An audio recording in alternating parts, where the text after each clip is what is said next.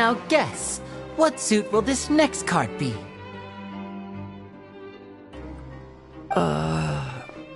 A bare-teeth cat? Well, well, look who it is. Traveler, Paimon.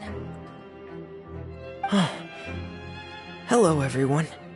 Looks like you're recovering nicely from it, eh? Thanks to everyone's support. Oh, right. I managed to work up the courage to thank Miss Clorand in person. Whoa, how did she react? She told me that it was nothing. It was as if saving a life wasn't a big deal to her at all. She also told me not to worry about it. She didn't want to stress you out, that's all. She's right, and it's best not to dwell on it. Yeah. Okay, but check this out. We went back to the opera house and we met the knave. You met Father? Did she say anything to you? She said a few things that were, a bit hard to understand. And also that she's looking forward to working with us in the future. Her attitude towards you is even better than what we'd imagined. That's fantastic. You should believe her. She has her own way of doing things, and she'll do everything in her power to help those she considers close, which now might also include you. Father is very capable, and also trustworthy. Oh, Paimon just remembered that she thought Linny was a bit too proud as well. She said that you should learn how to rely on others sometimes. Got it. That does sound like something that Father would say. Hey! Are you going to stay here for the next few days? Looks like it, yeah. Excellent. I will host a tea party. For real? Then Paimon wants another serving of cake. Another implies that you were already served some delicious cake while you were up there. How lovely. Well, next time, you're going to have tea and snacks with us.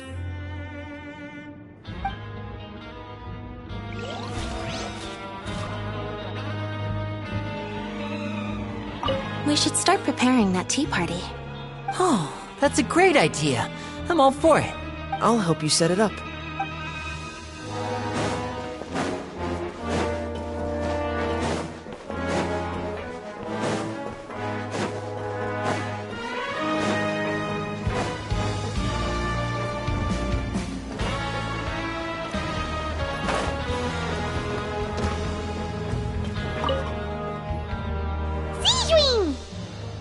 Traveler, Paimon, you're back!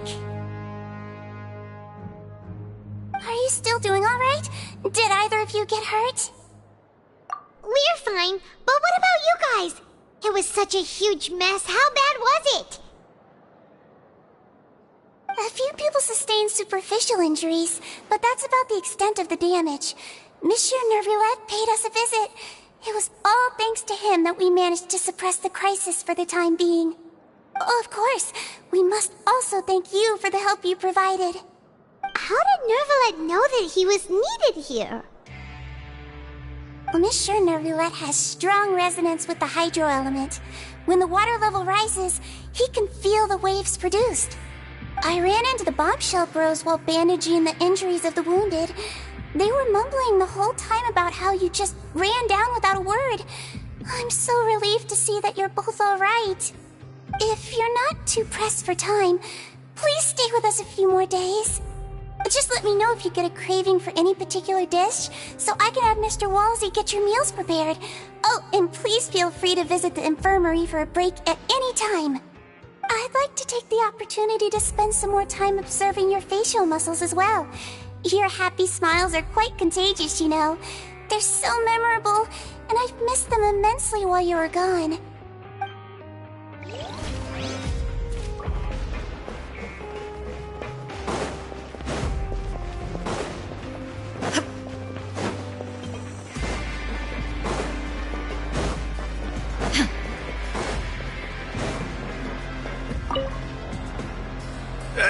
You guys are back? Crystal! Macaroon! You guys didn't get caught and thrown back down here, right? Huh? No, not at all. And here I thought you'd managed to escape from jail during all the commotion.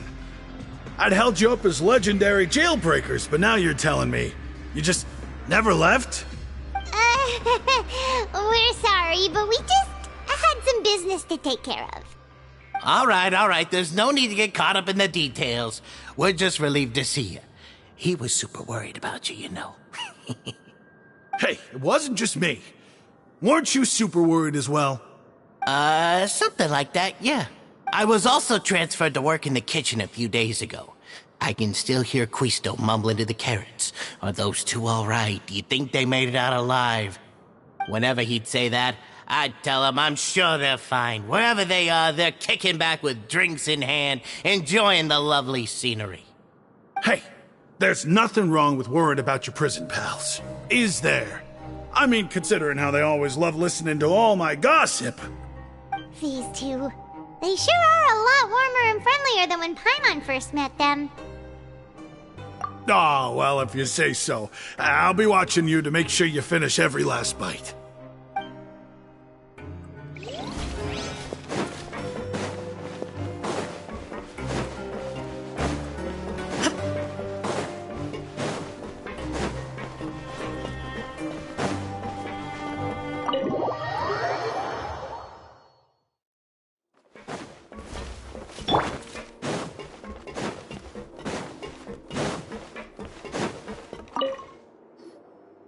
Courier, Miss Sijween told me you still haven't eaten. Yeah, I was working on something, so I forgot. That's no excuse for... Huh? Junior! Lurvine! We're back! Hello there. It's been quite the mess here recently. How have you been? And you? Are you still taking the secret passageway from the infirmary to work on the ship? Yep. That is still top secret, though. So don't say a word to anyone. It can be a bit annoying when there are lots of people in the infirmary, but I still prefer taking that route over the one from the Duke's office. I mean, the infirmary does make it easier for you to slack off. Oh yeah? Then why are you also here so much? You two really are just using your jobs as a cover for your relationship, aren't you? Not at all!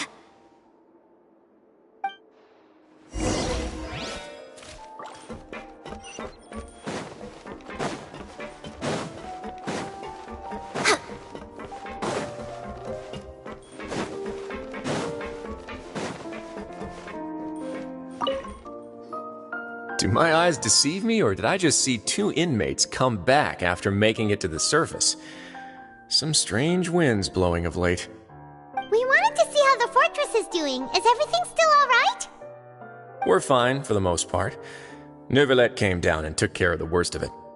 If that's the case, why don't you just ask him to stay here? Oh, yeah, what a brilliant plan.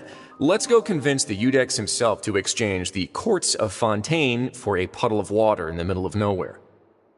He came here in a hurry and left without even stopping for a cup of tea. He did remember to take Miss Sijween's gift with him, though. He sure sounds super busy. Miss Clorand has left as well. She also took her gift from Miss Sijween.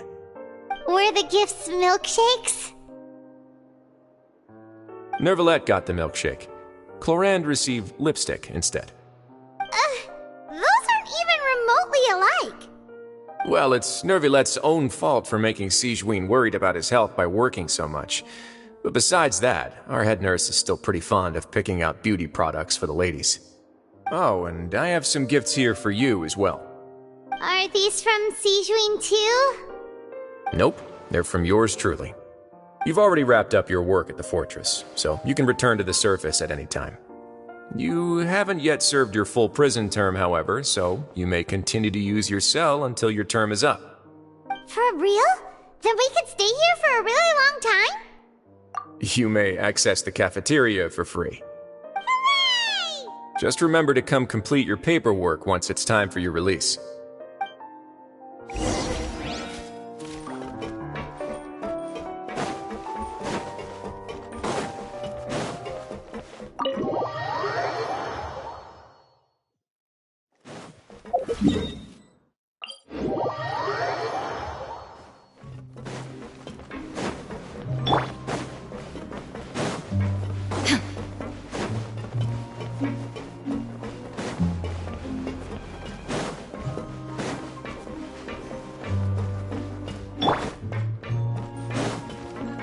way behind schedule.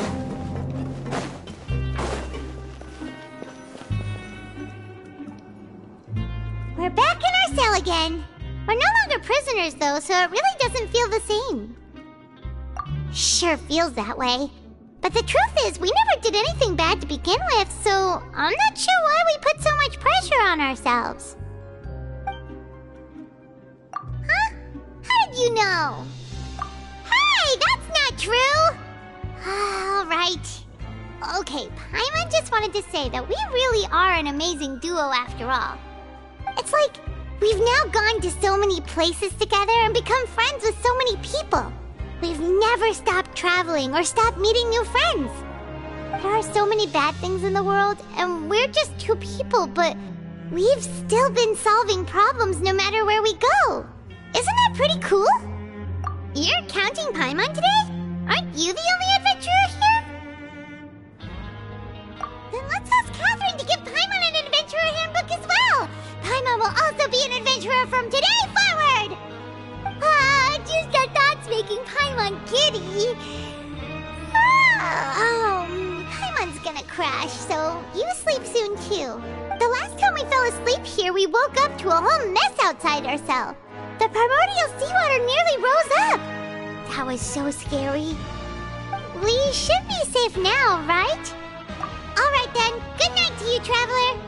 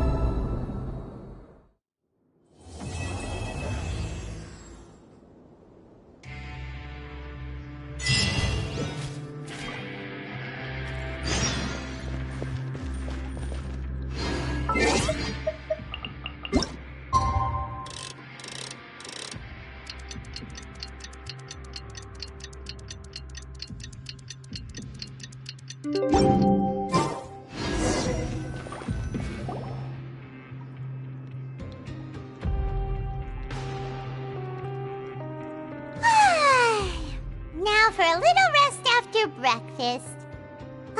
This is the life. Wait a sec. Isn't something important supposed to happen today? Oh, today's our big day! We're supposed to leave the Fortress of Mirapede! Come on, we've got to go complete the release procedures now!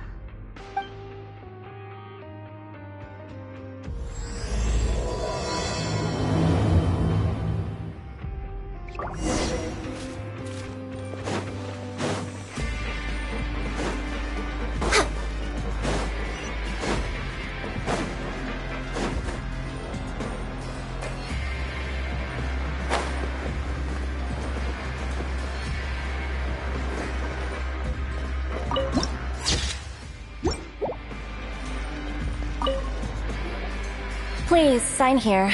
This document will be effective immediately upon signing, and you two may exit the Fortress of Mirapede via the regular channels. It's been so long since we've been to the surface. Let's hurry up and... Huh? What's happening? I'm fine, thanks. But I wonder what that tremor was just now. Let's go ask the Duke. We're way behind schedule. We're way behind schedule.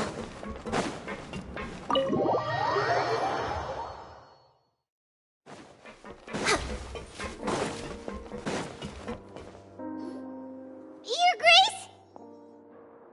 Ah, good to see you two. Is there something you wish to see me about? Yeah, what was with that earthquake just now? Ah, that. The tremor didn't originate from the seafloor. In fact, it seems it came from the surface. Over the years of serving as the warden here, I have developed a sense for distinguishing between what occurs on the surface and what occurs underwater. Besides, the seal that Monsieur Neuvillette set in place won't fail so easily. So the fortress is okay? If you recall our last incident, if there really were a problem, there would be crowds of inmates in a panic right now. Huh, you've got a point. Okay, seems we need to get back up to the surface and ask about what happened. By the way, do you know what day it is today? I believe today is this month's pipe cleaning day. Wait, seriously? Ah, yes. Have you completed your release papers? Yep. It's you two. Are you leaving now? That's right! Today is our last day in prison! But now that Paimon says that, it doesn't feel like we were confined here. It's actually been pretty nice. Oh yeah, Paimon feels fond of this place now. Then be sure to come back and visit. I'll miss you. If you've signed the release papers, then you're free to go. The guards will escort you out. You're not going to see us off? I knew you'd ask. All right, sure. Let's go. Well, you actually agreed. No worries, you must be busy. Paimon was just joking. Ah, so you do have a polite side, I see. After being down here for so long, I imagine you must feel like you're lacking companionship. Shall I come along too? Yeah, don't worry, we'll come back to see you. Paimon really likes the cafeteria here. The chefs sure do know how to make good grub. I hope you won't be here as convicts the next time I see you. We'll do our best to stay out of trouble. Well, it seems our work in the Fortress of Mirapede is finished. That's the end of another chapter in our journey. And since Neuvillette was the one who asked us to come here, we should probably go report to him now. Next up, the Palais Mermonia. You're going to see Monsieur Neuvillette? Please pass on our kind regards. I'm sure just your regards will do, no? I believe it would be the polite thing to do. You're right. I've heard the Palais has been terribly busy these days. Tell him that I hope he hasn't been overwhelmed by the recent string of troubles.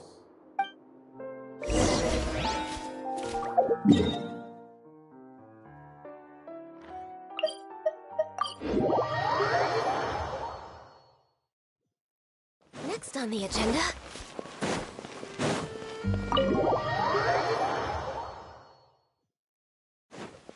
We're way behind schedule. The Palais Mermonia sure is buzzing with activity today. Halt! Huh? Oh, it's you two. Apologies. Monsieur Neuvillette did say you'd be welcome at any time. Excuse me, would you mind helping me take a look at this report? I'll be right there. Sorry, I've got my hands full here. You can see yourselves in. Everyone's so busy. Seems a lot has been happening.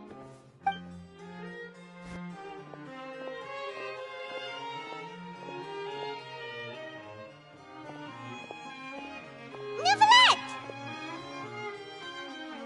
Hello. You've come at the right time, but you'll have to wait for just a moment, as there are some urgent matters I must tend to first. In the meantime, please, have a seat. If you'd like to have something to drink, let the Melusine outside know. That's all right. We just ate. Very well, then. Let's take a break over there while we wait for him to finish his work.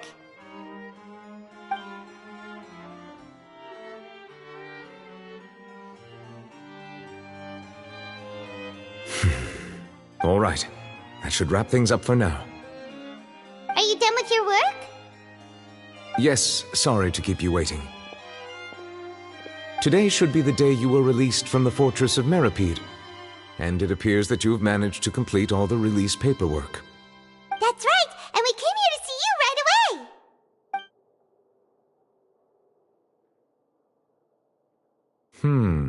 A massive whale.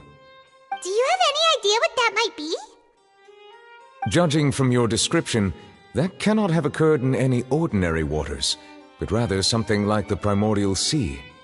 A whale of that size and shape cannot usually be found in the waters of Tivat. Therefore, we can only assume that Child is presently immersed in primordial seawater. Immersed in primordial seawater? But how? And is he okay? Most people wouldn't be capable of entering in the first place. I'm not completely sure how he could have gotten there myself. Yes? What is it? Ah, right! Paimon felt it too! We asked the Duke and he said it wasn't from underwater, so we figured you might know something about it. It turns out that I have just received a report about this particular matter. In fact, that's exactly what I was busy with a moment ago. The source of the tremor was here on the surface near Poisson. After the shaking stopped, the water levels in the Poisson area rose at an alarming rate. The water levels rose? Oh no! What about all the people there? Fortunately, the water levels only rose for a short period of time and have already returned to normal now. However, I still have a bad feeling about the whole phenomenon. If the change in water levels is connected with the leaking primordial seawater, then the situation in Poisson may be much worse than it appears. Navia should be in Poisson, right? We need to go check on her! I would also like to go there as soon as possible, but I'm afraid I can't leave just yet. We must immediately formulate disaster prevention plans for the surrounding coastal areas to avoid potential catastrophes. I'll have to ask you two to go to Poisson first. I'll meet you there to check on the situation once I've finished things here. There's no time to lose! Let's get going! Please be careful.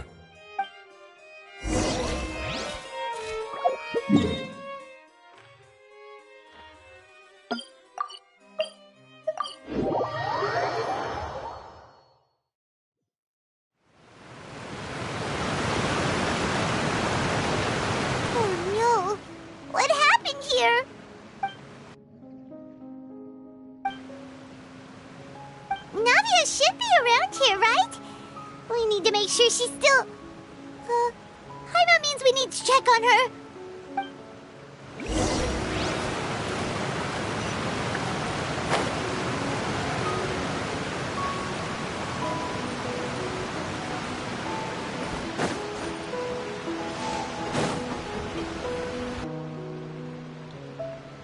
We haven't seen a single soul all the way here. Oh, this is getting scary. What will I ever do now? Look! There's someone on the roof over there! Just stay put! We're coming up! Watch your balance! All right! Just hurry!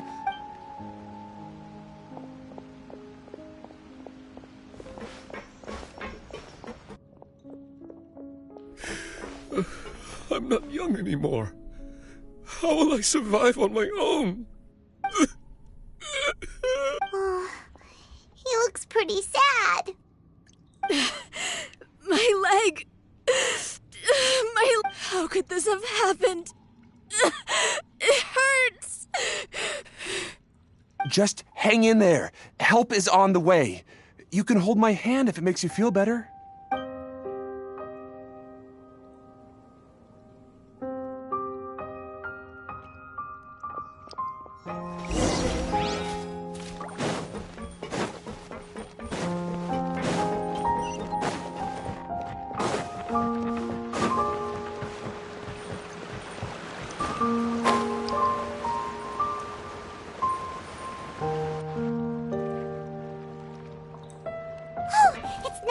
She's over there! Hey, Navia! Are you okay?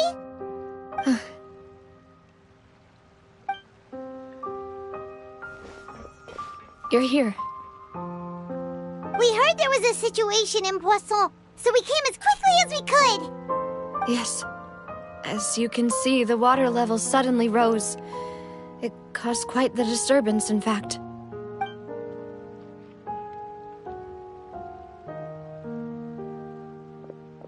Demoiselle! There was a wounded resident next to a building southeast of here. We've already transported him to safety, but we've run out of medical supplies. He's wounded? How badly? He fell, so it's probably a broken leg. He's pretty shaken up. When the water level rose, he desperately climbed up to the roof. Once the water receded and he saw the ground, he became terrified and eventually... He jumped down then. Find the leader of Squad 1 and tell him to take the wounded resident to see a doctor. He should know where to go. Understood. I'll take over his search and rescue mission in the meantime. All right. You'll be in charge. I'm sorry. Where were we? The situation in Poisson? Right. Allow me to explain. A little earlier, we suddenly heard a loud noise. At first, everyone thought that something might have exploded in the waterways. But before we knew it, water started pouring out from everywhere. The rushing water seemed a little odd, almost like the unique color of primordial seawater. Some people didn't realize the danger and thought it was just ordinary water, leaking from somewhere. Everyone on the street who happened to be close to the water didn't have a chance to escape. As the water levels rose, they suddenly disappeared. They were all dissolved. Those who realized what was happening started to flee in a panic, desperately trying to get to higher ground. Many were injured in the stampede, and some people fell from significant heights.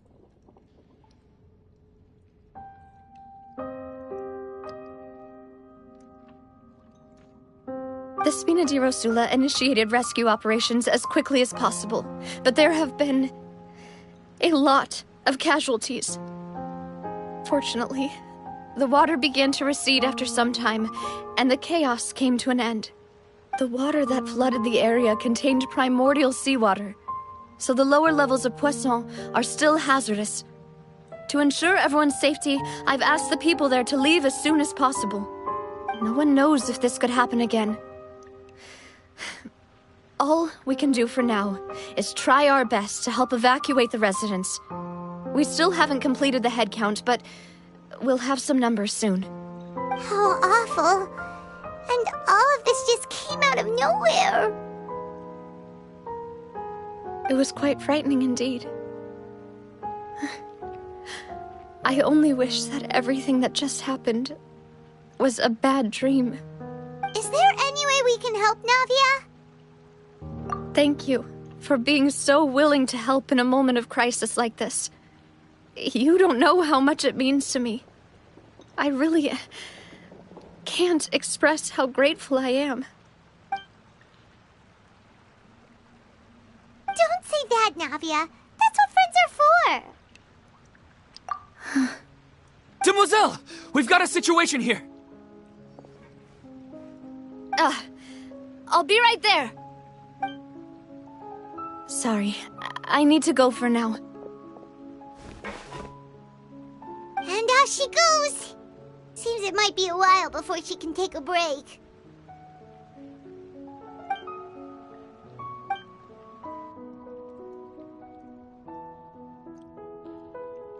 Okay, the wounded are being tended to, and we finished a preliminary head count. More support has just arrived, so I suppose I finally have a moment to focus on my own matters. Of course, we should remain ready for anything, and continue doing our best to rescue others. I'll be sure to have everyone at the Spina di Rosula ready to render assistance. Traveler, Paimon, would you two accompany me to my father's grave for a moment? Huh? Right now? Thank you.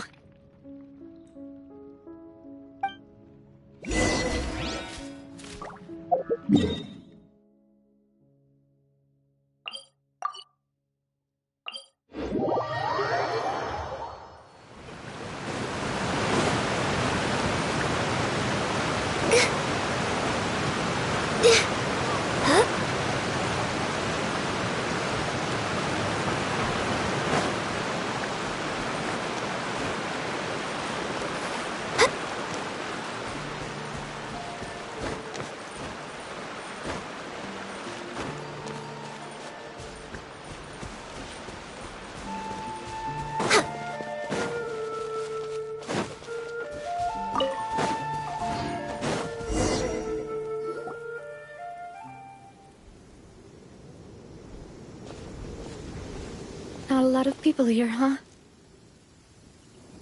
Well, given the time of day and the whole situation in Poisson, Paimon doesn't think there'd be a ton of people here visiting graves. Right. That's how things are now. The living are so exhausted that they've no strength to spare any words for the dead. Navia?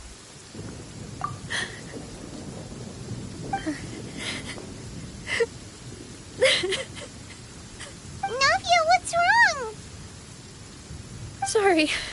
I just... Malus and Silver... They won't ever come back here again. What should I do, Papa? Huh? What happened to them? Everyone agreed on the rescue plan, but still... I was the one who initiated it. They were helping evacuate the residents, but they couldn't leave in time. And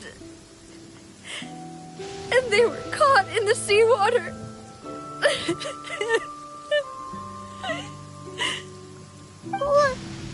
What should we do? I've known them for so long. And I know they weren't afraid. But I could at least hold a funeral for my father. And I know where he rests. But as for Malus and Silver, they're just... gone. I just can't...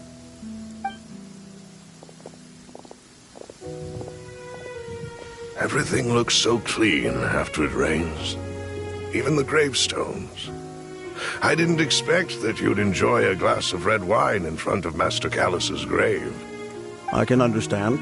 Besides, the scenery here isn't half bad. See, it's not just me. I always want to bring something when I visit Papa. Perhaps we might even have a picnic. He wouldn't be angry, would he? How could Master ever be upset with you, Demoiselle? Yet the cemetery is the home of those who have passed, is it not? Everyone ends up here sooner or later, no matter who you are. Buying yourself a plot in advance, are you? No need yet. But when I do, I hope you'll let me be buried beside Master Callus, Demoiselle. Hey, stop joking around. I'm quite serious. That way, it'll save us both the trip to see each other whenever you visit your father's grave. That makes sense. In that case, could I be buried on his other side? After all, besides you, Demoiselle, the two of us could certainly be considered Master's closest companions, no? Personally, I believe we fill those shoes just fine. Why are you bringing this up all of a sudden? Seriously. All right. I'll remember your requests. But I'd really prefer not to talk about this stuff. And what do you mean by saving me a trip? I'd make the journey even if I had to visit you two somewhere else. I'd promised to let them rest in peace here. But here I am breaking that promise. I'm sorry for letting you see me in a mess like this. I don't usually cry, really. Paimon doesn't know how to help you feel better. But, well, she understands how you feel. I had always thought I could make my wishes come true. But now that I think about it, that never solely relied on me. Many things can only be accomplished with someone else's help. Malus and Silver have helped me so much. But by contrast, I could do nothing for them. I'm so sorry. You can spend as much time as you need here, Navia. We'll stay with you. Thank you. Right now, you don't know how much that means. By the way, you can have a look at this. It's a list of victims from the incident that took place here. Obana, Jen, Burnett, Giverny, Francine, Karina, Daisy Ray, Joinville, Julianne, Esson, as well as Malus and Silver. So, everyone else is safe. But still... It's okay. I know what you're thinking. And you're right. We lost Malus and Silver. But we were able to save more than we anticipated. The overall outcome indicates that the cost was worth it. Right! Don't think that way, Navia. One person might be saved at the expense of another, sure, but that isn't something we should ever consider a trade. Malus and Silver were not the price for saving anyone. They're heroes. You're right. Thank you, Paimon. What you said just now was pretty amazing, actually. I'll remember your words. Oh, really? Seems you've become more eloquent in the time since we last met. The knave? What are you doing here? Is everything going well on your side? Yes, my people are carrying out the mission according to your request. All the residents of Poisson have been evacuated, and we're preparing to relocate them to higher ground. As for these supplies, we have everything taken care of. There is no need to worry. Thank you very much. Wait, do you two know each other? We just met recently. Right, Miss Navia? Usually, I would call this a coincidental encounter. That doesn't quite fit this time. Besides, it never even crossed my mind that a Fatui Harbinger would come looking for me. Thanks to the Knave, Spina di Rosula received generous support from the Fatui, which allowed us to complete the rescue and evacuation work so quickly. Mutual aid is essential to fostering positive developments. We were already in the area, in any case, so it was nothing. That said, I must say that you're a lot sharper than you let on. I'm sure you understand what I mean. I apologize for all the ways in which I tested you previously. We've never worked with a Fatui before, and it's extremely important for us to know who we're working with. My subordinates have reported that Fatui soldiers have been observing water levels and taking head counts in various locations. I hear that they've also prepared a large amount of emergency supplies. I'm quite surprised. This is nothing to brag about, nor do I intend to. It is simply the way of powerful organizations to act forcefully, whether they are doing good or ill. You've witnessed that firsthand, in any case.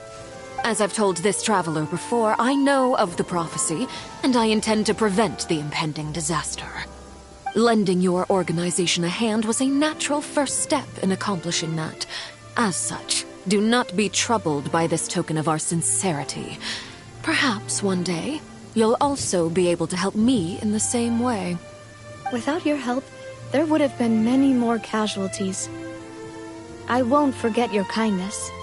Furthermore, I sincerely regret what happened to Malus and Silver. I only wish that my people could have arrived a little earlier to prevent this from happening. Don't say that. You and your subordinates did everything you could. As Paimon said, Malus and Silver didn't choose to sacrifice themselves for any specific person. And they weren't the price paid for other salvation. They chose to become heroes themselves. I've never liked hearing people put it that way. It's like trying to relieve pain by saying some noble-sounding words. But right now, there's nothing more suitable. They really did become heroes. You're right. I'm sorry for your loss, Miss Navia.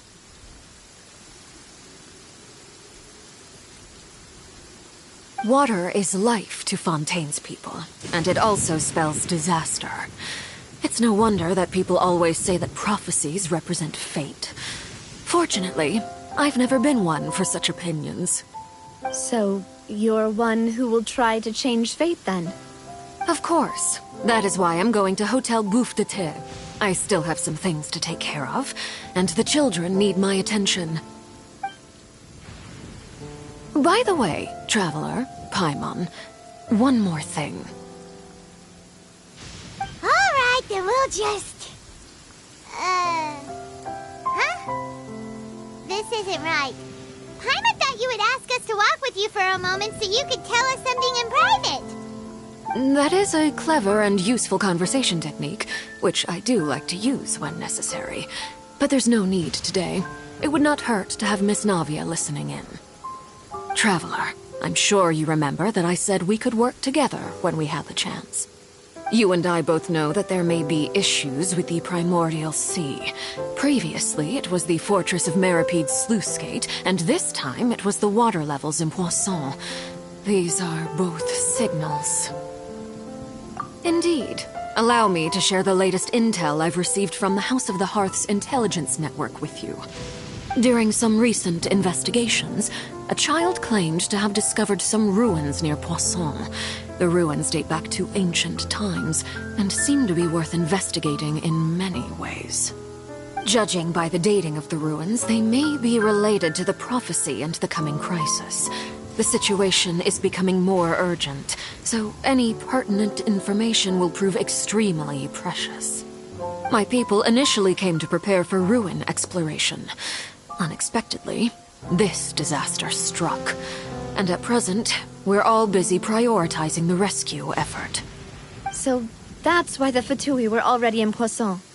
I wanted to take the children along, but unfortunately, Linny, Lynette, and Fremine have all been dispatched to higher ground to assist affected residents. Linny told me that outside of the house, the person they trust most is you. Which is why I want to give you this task.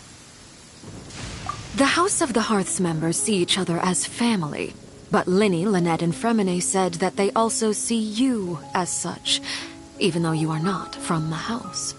I'm sure you already understand how earnest they consider their friendship with you to be. Oh, that somehow makes Paimon feel kinda happy. The intel I just shared about the ruins could fetch a high price. But since the children consider you family, it's only natural that I freely share it with you. Got it!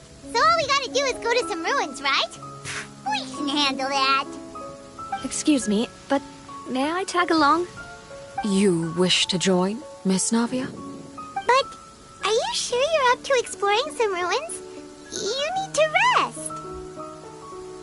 Well, I'm sad, yes. But I can't just go back and plop myself into a chair by the roadside and do nothing. There's no point in being depressed while we still have a disaster on our hands.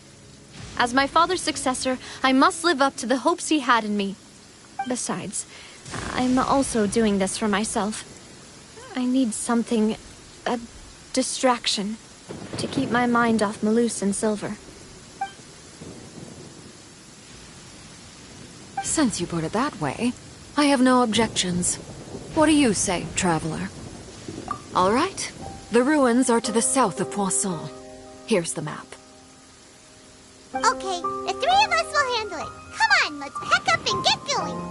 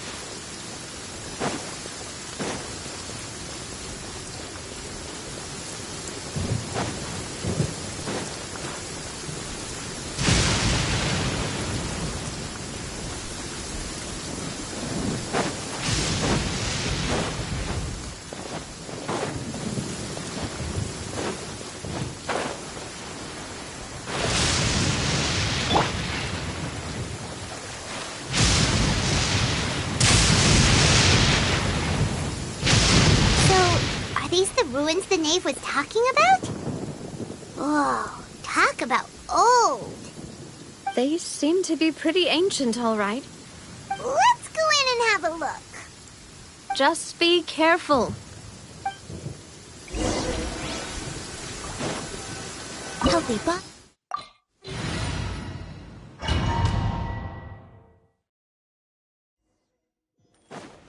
Next on the agenda...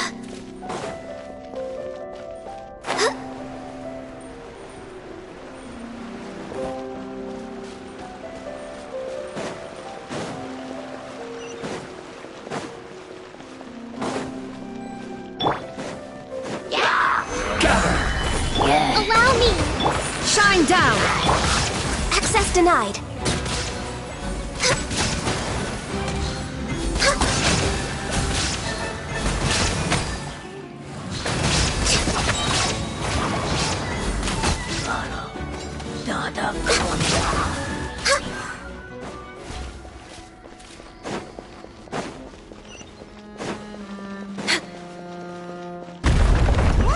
The floor here isn't safe. We're way behind schedule. This place has also been contaminated by primordial seawater. Yeah. And a lot of it, too. A Fontanian would most likely dissolve the moment they fell in. Right! You can't go down if there's primordial seawater. It's too dangerous, and it won't be any help for you to just stay here. Don't get Paimon wrong. We're not saying you're useless. It's just that... No, you're right. I can't do anything in this situation. I'll leave this to you.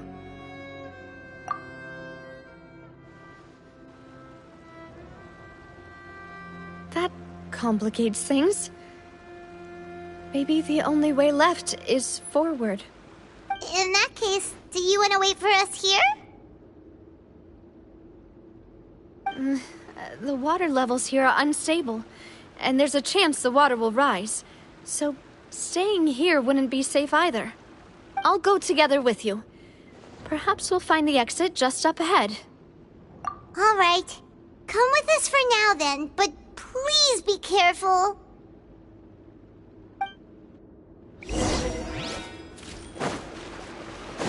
Oh no, it's a dead end! Let's try climbing over from the side.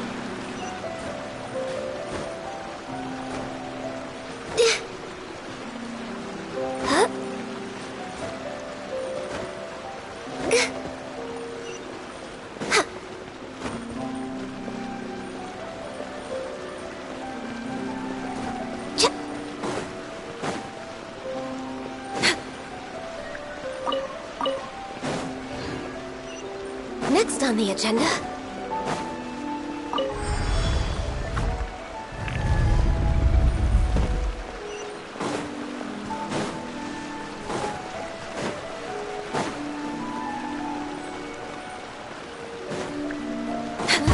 Wait, there's something wrong with this bridge!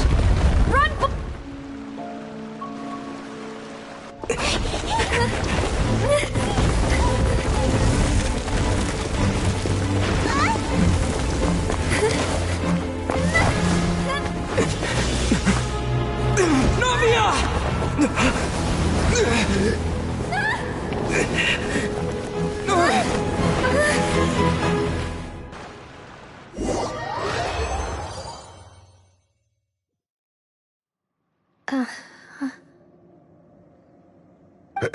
Demoiselle? Huh? Demoiselle, what are you doing here by yourself? Would you be standing here till dark if I hadn't come to get you? Maybe she just wants some time to herself, Malus.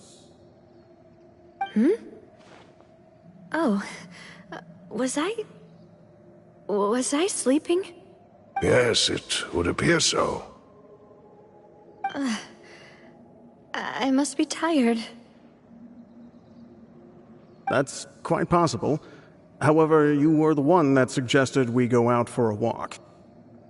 Oh, right. I nearly forgot. It must have slipped my mind when I dozed off. I haven't had a nap today yet. Have I? This is a familiar feeling, yet something's a little strange. Is something the matter, Demoiselle? Oh, no. No, I'm fine. I was just trying to recall why we came out for a walk. Do you remember Mr. Giverny?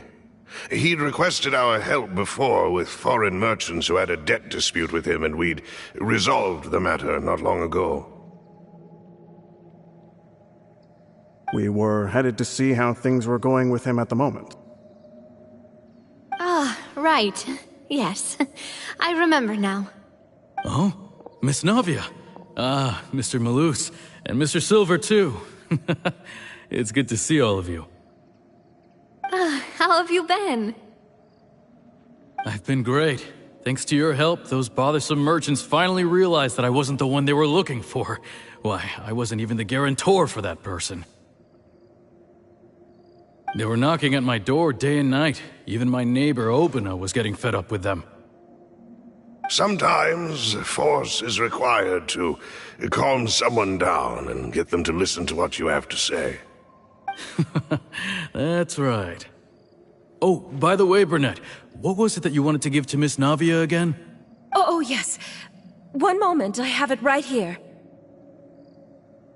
Miss Navia, these are some flower seeds that I prepared. Please take them. They're a very good variety, and they'll become very big and beautiful once they bloom. I don't know what we would have done without your help, so this is a little token of our appreciation. I hope you won't refuse. Ah, did you cultivate them yourself? Thank you so much. I'll certainly take them. Malus, we do still have some empty flower pots at home, right? Why, we can have as many pots as you'd like, Demoiselle. Perfect. In that case, we'll swap out some of the decorative plants for some of Mrs. Burnett's flowers. Very well. Wait. Something seems to be off here. Excuse me, madam. If I'm not mistaken, your name is Burnett, correct? That's right. Is something wrong? No, it's nothing. This is the first time we've ever met, but your name seemed familiar to me. I must have heard it when I was discussing things with your husband previously. I've heard this name before. Sometime recently, I'm sure of it.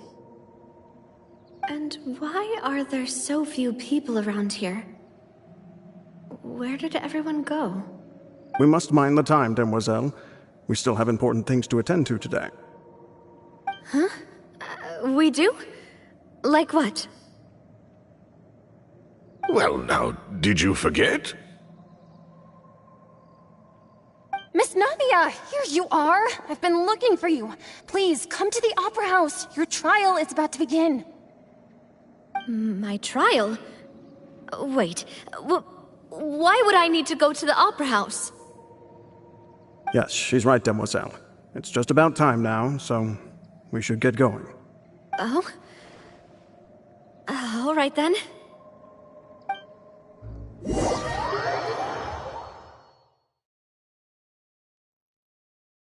Look, it's Navia! She's here! And her two attendants are with her! Goodness, everyone's finally here. There sure are a lot of people here to see the trial. And they all seem to be oddly excited about something. I even know some of these people. Karina, Desiree, Joyville, Jolien, Essen. Why are so many people here? And why do I have no recollection of this case? And as for the judge... huh? Where's Monsieur Neuvillette? Please sit in the defendant's seat. Don't worry, Silver and I shall accompany you. All right. But are you sure you can stand behind me? Typically, it wouldn't be allowed, but today is an exception.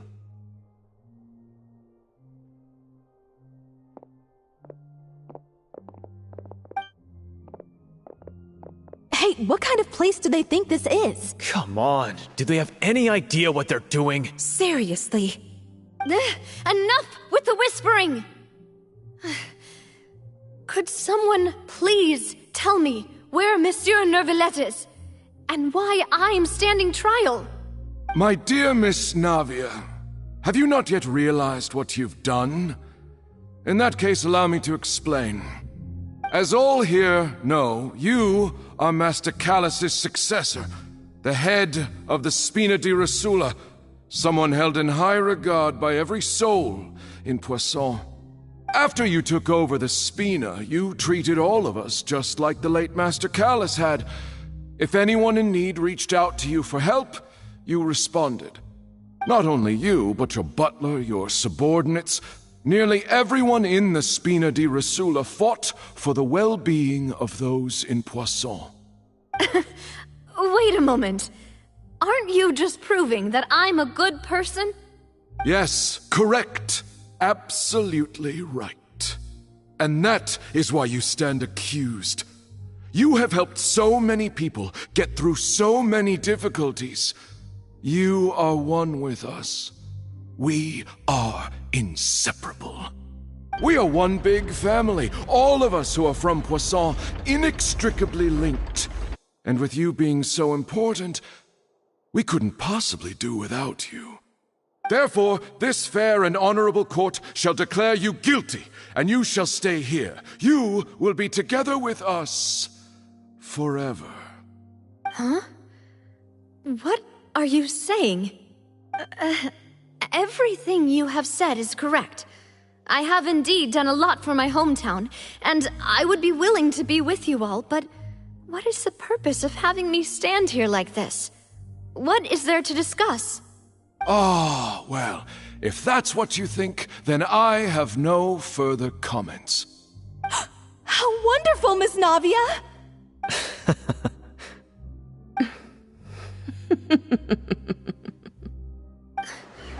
I know all these people.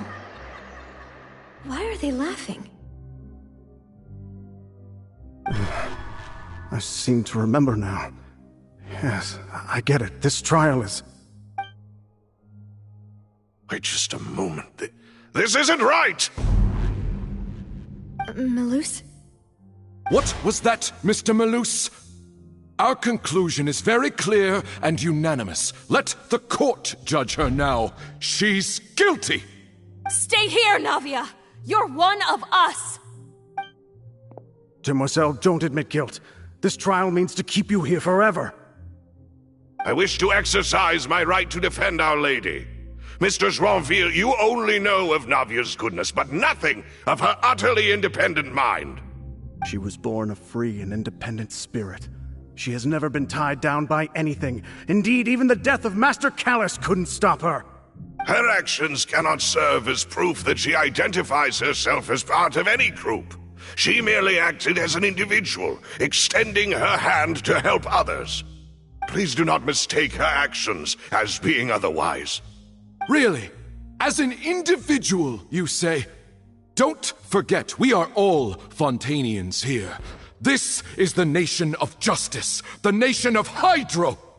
Even if Miss Navia only voluntarily rendered her assistance, that doesn't change the fact that her beautiful soul must return to everyone.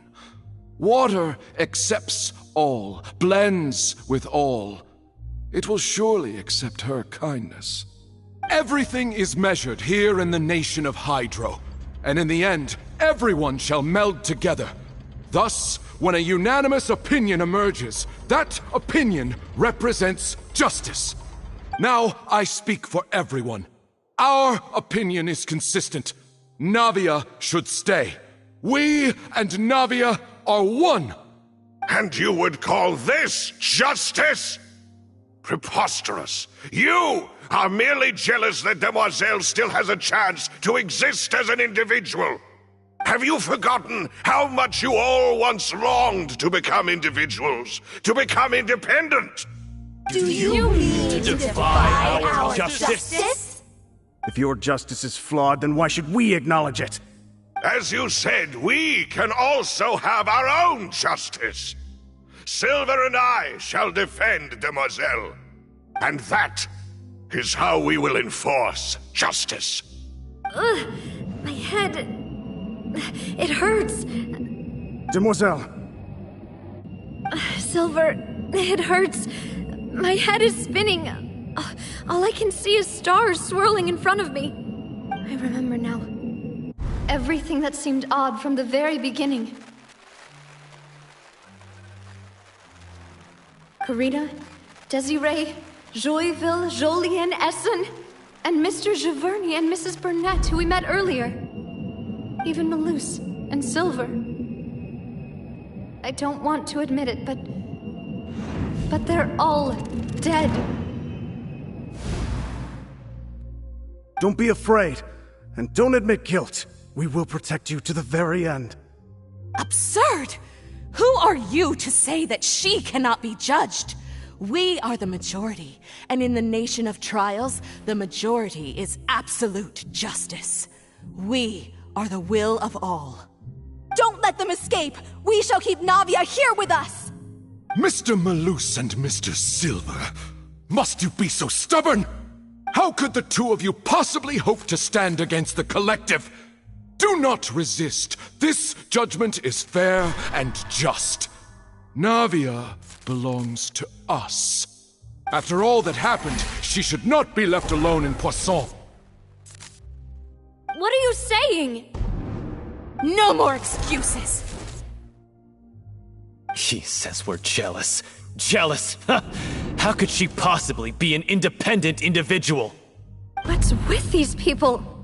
Who's jealous of her? She belongs to us! Miss Navia, she... Silence! That's...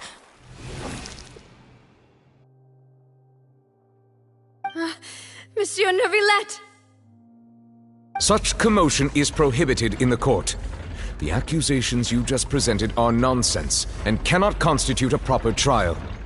The court will adjourn for the rest of the day.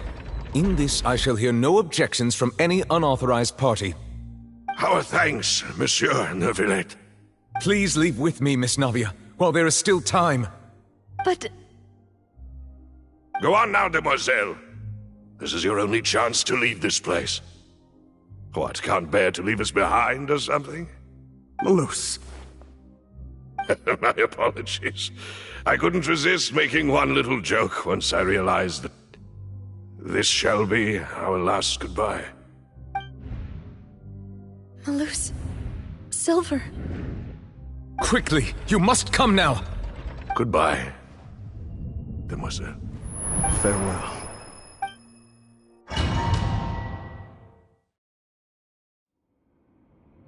No, wait! Just a second! Navia? You're awake. Good.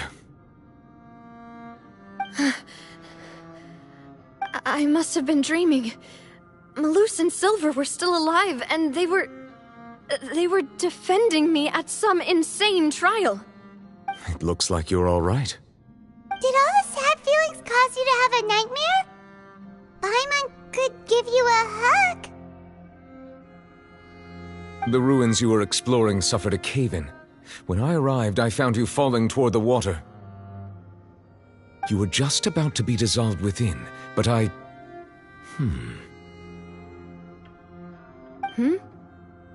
What is it? I think I saw 2 Oceanids protecting you. It was only for a moment, perhaps even a fraction of a second, but they gave me the chance to retrieve you. Were it not for their intervention, I would not have been able to rescue you before your consciousness dissipated. Wait, did you say Oceanids? You mean like what happened with Vache? Perhaps those 2 Oceanids were the people you saw in your dream. I always told them that they didn't have to protect me. To think that they'd keep doing so even after death.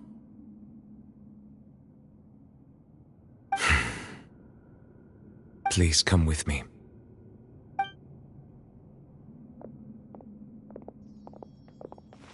Neuvillette, are you okay? Oh, I am quite all right. Perhaps there's something we could chat about? Why do you look so stiff all of a sudden? Oh, Paimon knows. You're the type who feels awkward when there's nothing to talk about, right? I merely thought that we should give Navia some time to herself. Huh? Why didn't you just say so then? Don't you think it's even more awkward to call us over like this and then have nothing to talk about? Sigewinne. I hope all is well with her these days. Her work in the Fortress of Meropide has not been too much for her, has it? No way! Don't worry. She's doing fine down there. She's an amazing head nurse. I see. Well, that is good. I have always worried that Sigewinne would need a lot of time to understand the world of humanity, just as I have. Oh, and the Duke also says hi! Even though Sigewinne made him do that. He hopes that you haven't been overwhelmed by all that's happened lately. Thank you. I have indeed been busy lately, and I also hope that everything is going well in the Fortress of Meropide. He still doesn't know what to talk about. Let's chat about something else then. So, Neuvillette, you're probably quite the swimmer, huh? Yes, of course. This isn't going anywhere. Let's try something else. How did you find these ruins? Did the knave tell you? Yes, in fact. I had arranged to meet you in Poisson, but when I arrived, I discovered that the Fatui were helping the residents evacuate. They had even transported a large quantity of supplies to the area. Amid my astonishment, I ran into the knave, and we had a chat. She informed me that she had asked you to investigate the ancient ruins here. Yeah, we originally planned to meet up with you, but we thought you might still be busy with all those official documents. We didn't think exploring the ruins would take very long, and who would have thought you'd wrap things up so quickly?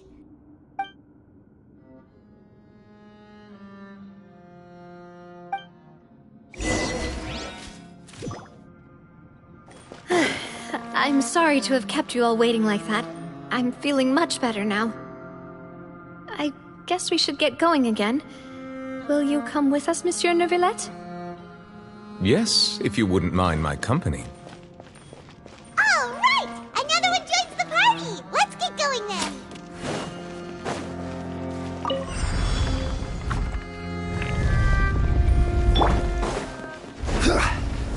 Stabilize! Rest and revamp! There is no escape! This is long overdue! No touching!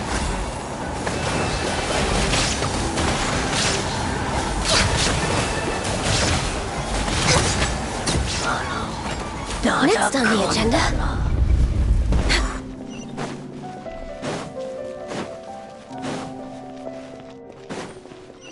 Oh no! Another unstable path! Watch your step!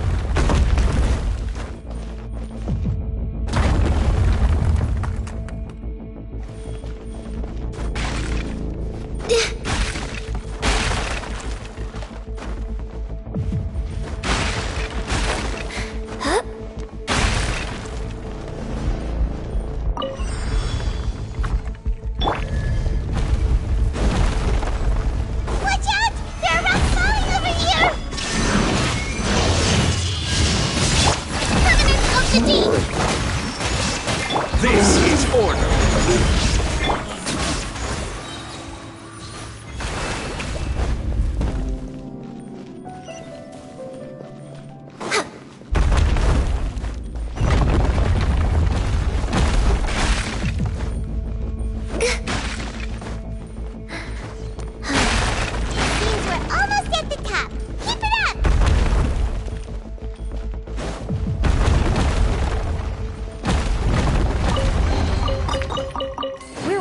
Schedule.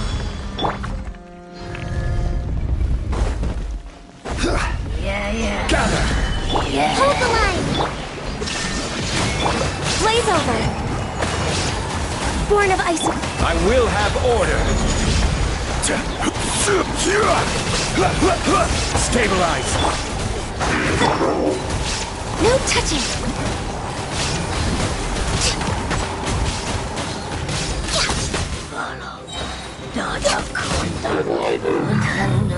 Next on the agenda.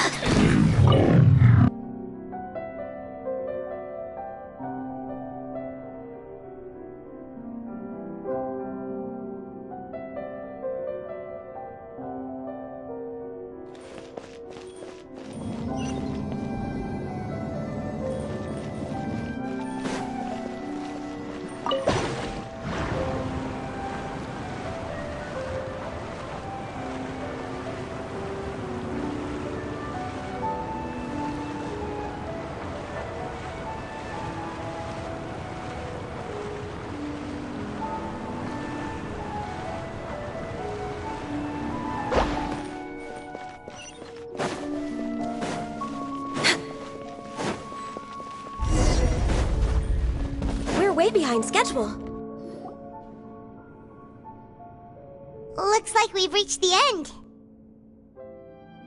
This is the place. There should not be any other hidden spaces in the vicinity. The path sure had some twists and turns, but it turns out that this place isn't actually that big.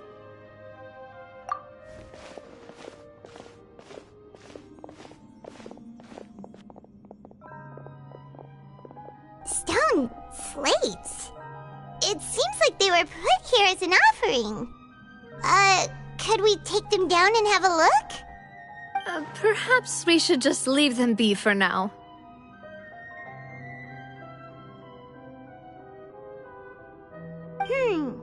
There are 4 locations in total, but only 3 stone slates. The slate that should be in the first empty spot is missing. The surrounding walls also show signs of damage. There's something written below. Let Paimon see. Reason dictates that this nation be destroyed. I shall record the history of its future here in its past. Say what? It feels like someone left these slates and these words here for a purpose. But does he mean that Fontaine should be destroyed? That would fit the circumstances dictated by the prophecy, yes. Indeed, the slate's contents correspond to it. Take the second slate, for example. There's a person kneeling here. She seems so dedicated. And there's a whole bunch of other people behind her doing the same. She's facing this... what is this? Some kind of island in the sky? And is that Lady Farina in the third image? Did the Hydro Archon fall into the water? And is that a ring of people around her? Paimon doesn't quite get it. Are they all in the water? The fourth image. I know this one. This exactly matches the content of the prophecy. The people will all be dissolved into the waters, and only the Hydro Archon will remain, weeping on her throne.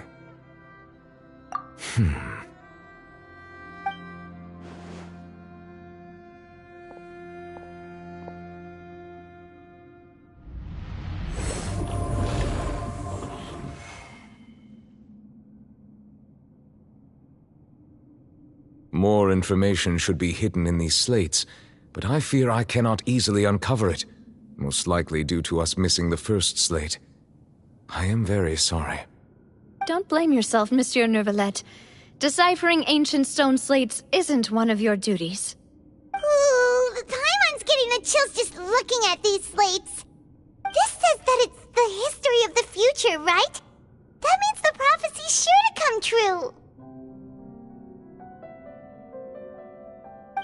I really hope it doesn't mean that.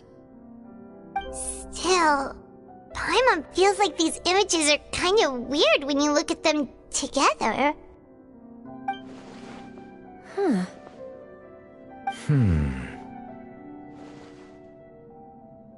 That's right! If the images are in chronological order, shouldn't the fourth, the waters drowning Fontaine, come before the third, where the Hydro Archon herself falls into the water? And yet the order is reversed here. If we go by timing, Lady Farina only emerges in the third image. That means that the person in the second image might be the previous Hydro Archon. Egeria, then. I had never met her, but her appearance here does match the records. The previous Archon kneeling before the floating island in the skies, as if confessing a sin. Did she herself commit that sin? And if not, why would she be in such a posture? Also, I'm still wondering why these ancient stone slates are here at all. Judging from their contents, could this place be the origin of the prophecy? Does that mean that someone, or some people, once saw these slates? But who would have created these slates and left these words here? It seems that any further clues will have to come from Farina. In that case, there's no time to lose. There's nothing else to be gained here, so let's head back first. Yeah, we'd better get somewhere safe for now.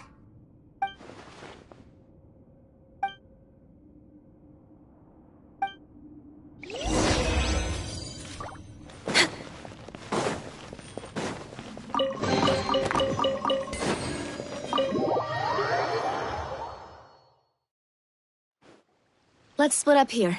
I'm going to check on what's happening with the Spina. You know how it is. There's some things you just need to be there for yourself.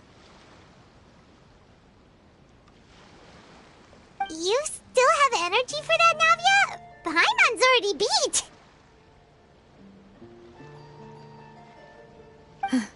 Just head back to the Fluvsandre and have a rest then. Thanks for keeping me company all this time. I'll depart as well. Thanks for your hard work today. Rest well, everyone. Traveler, I will go talk to Farina tomorrow morning to ask about the stone slates. I'm sure that you're concerned about this matter as well. If you have time, drop by my office. I will share the results of our discussion with you. Are you really gonna talk to her about this directly? Will that be a problem? Paimon's getting a little scared now that it's come to this. She has long been harboring secrets and will not give them up easily, which makes it all the more my duty to ensure that she understands the present situation. Alright, we'll leave it in your hands then. You're probably the best person to talk to her anyway. I will be carefully considering my words tonight. Traveler, Paimon, our safe house at the Fluvsandre is always open to you as ever, so please don't think you're an imposition. All right.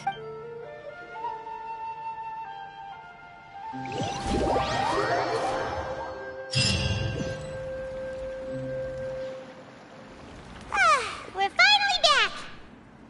Welcome back. We've got a special menu prepared for you two tonight. Yay! And there's good food too! No, the boss is the best. Ooh, desserts! Nice! These are all Paimon's! Paimon's already starting to forget what happened today.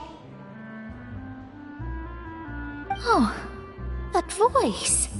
Is that who I think it is? Huh? It's you two. What are you doing in Fontaine?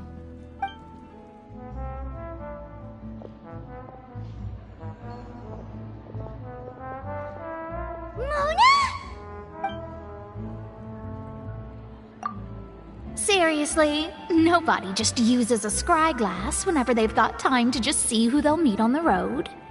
Still, we didn't expect to see you here. Wait, you're not a Fontanian, are you, Mona? Well, I have some business to attend to here, so I booked a hotel in the city. I was just out for a stroll when I bumped into you. Quite unexpectedly, if I might add. Why did you think I was from Fontaine, though?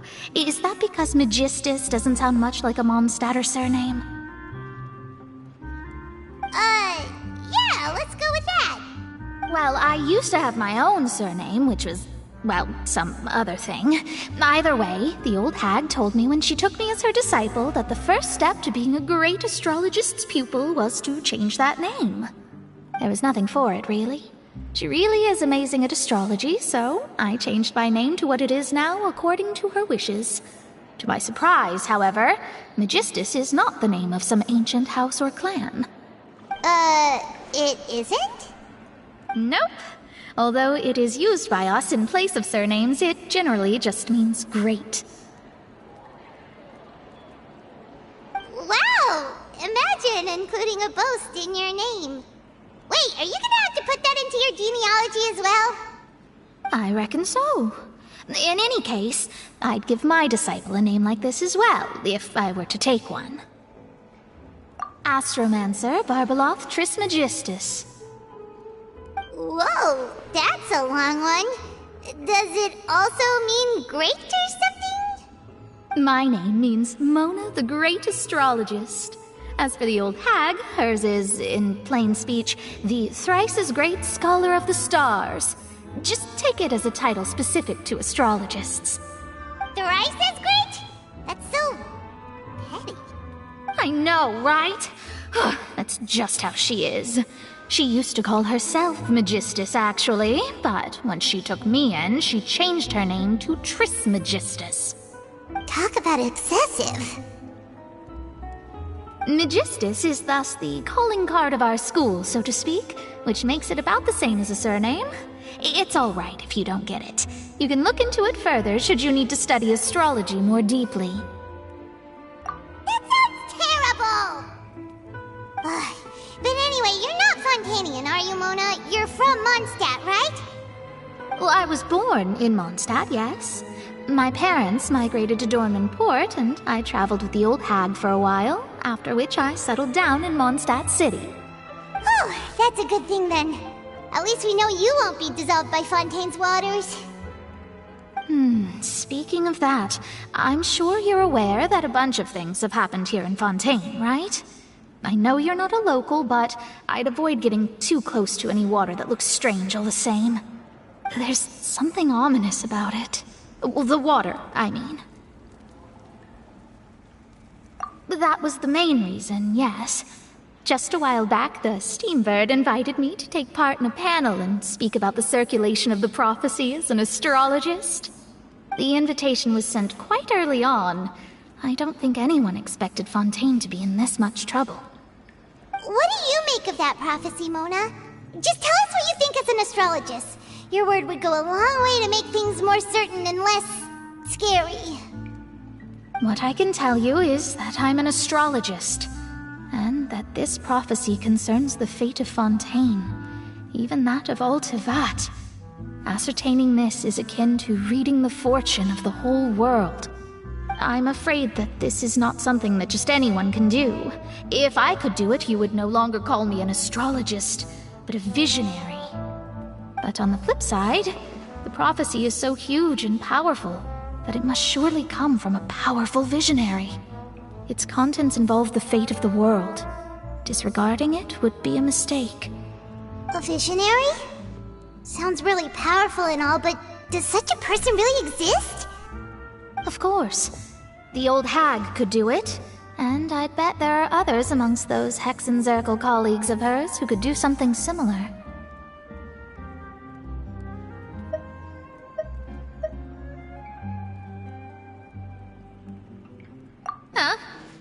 Are you sure?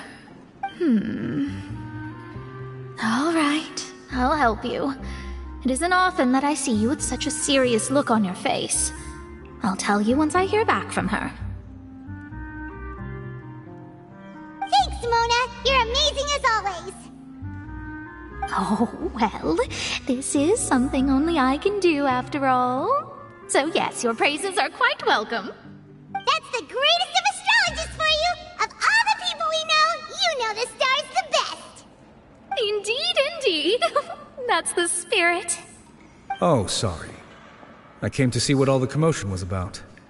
If there's anything you need, do not hesitate to inform the Spina di Rosula. Oh, whoops. Guess we were getting a little too carried away there. Well, I'll go tend to my own business now. If I receive any news, I'll be sure to come find you two again. And there she goes, quick as rushing water. And here we are with the Spina guy giving us suspicious looks. If Paimon hadn't spoken for you, it'd be you getting all the weird looks. The things Paimon does for you. That's more like it.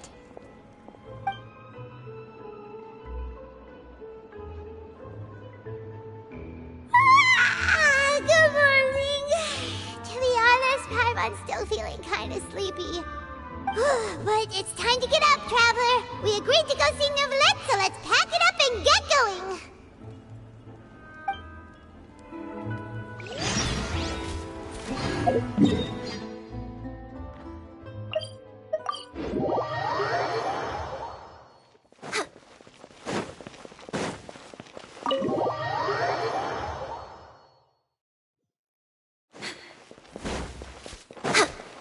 We're way behind schedule.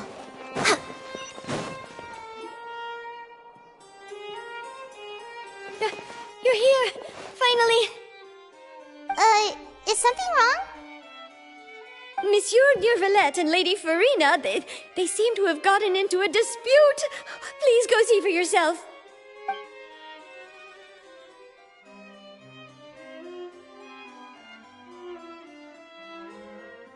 Like I said, I've already explained everything! And yet the problem has not been properly solved. There is little space for excuses between us. It is not my intention to offend you, but please, tell me where you stand. You are the Hydro Archon Focalor, are you not? Look at this. This is a list of the victims from the recent Poisson incident.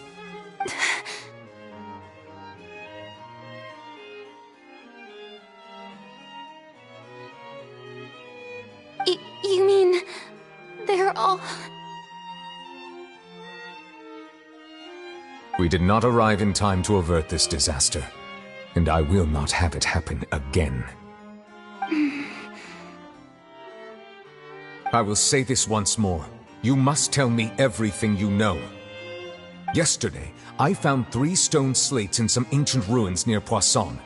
Do you know anything about those? Seriously? You're questioning me like this is a court case now. I don't know anything about that.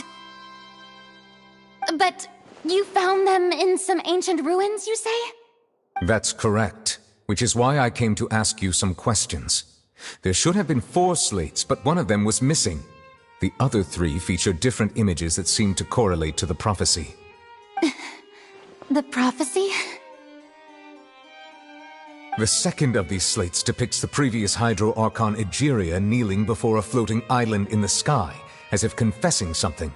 Do you know nothing of this either? I don't. I've never seen such slates. I'll ask you again. Do you really have no information regarding the previous Archon? My deciphering of the slates indicates that the Hydro Archon Egeria once had to confess to, or apologize for, a certain sin.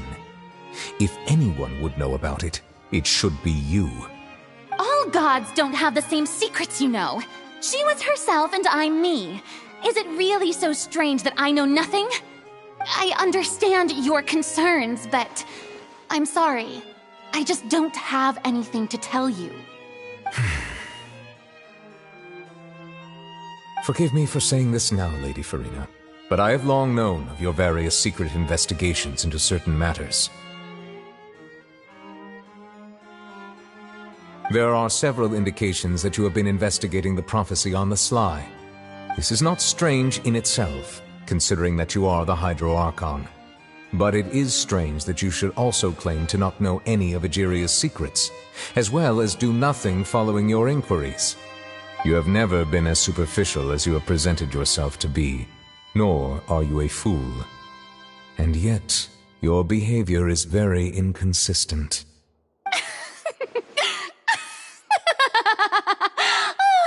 So you've been watching me all this time, have you? I didn't think you were that type. You... Well, since you know about my secret investigations, then you should know I'm actually working to take care of it. There's no point questioning or suspecting me. You're the Eudix, but you're still my subordinate. You should be following my lead. Just trust in me, your Archon, and do as I say. Never mind whether you can truly convince yourself to or not. It'll all turn out fine. That's all I have to say. We do not discuss this matter again. Oh, the opera's about to start. Toodles!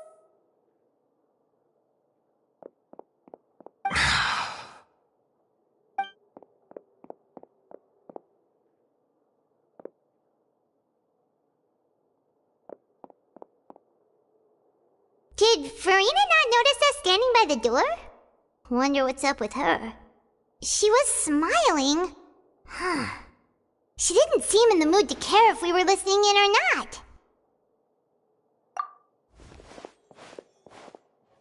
I assume you've been outside for a while now? Oh!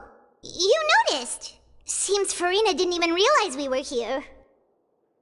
She was in a great panic, though I cannot discern the reason. Our discussion reached impasses time and again, a state of affairs that we cannot allow to continue. Still, I do not understand. Dialogue is the basis for understanding, so why did she keep refusing to engage? Everyone in her inner circle has noticed that she is hiding some secret. The issue is her attitude. I fear that she will not reveal anything unless absolutely forced to. We may have to create a situation in which she will have no choice but to speak. Oh? Like what? Normally, people will only reveal the truth when standing trial. Perhaps we must have the Hydro Archon experience just such a scenario. But Farina's seen so many trials, and she's really good at dodging questions. How do we make sure that she won't just slip away at the first chance she gets? We will need to consider this thoroughly, join forces with various parties, and then do what we can. If at all possible, I would prefer to recuse myself from this affair, but we must prevent the prophecy from coming to pass. This may be cruel to her, but all Fontaine is in crisis. The information a god possesses is too precious, and so we must take a chance on this. But who will lend us their aid to do such a thing?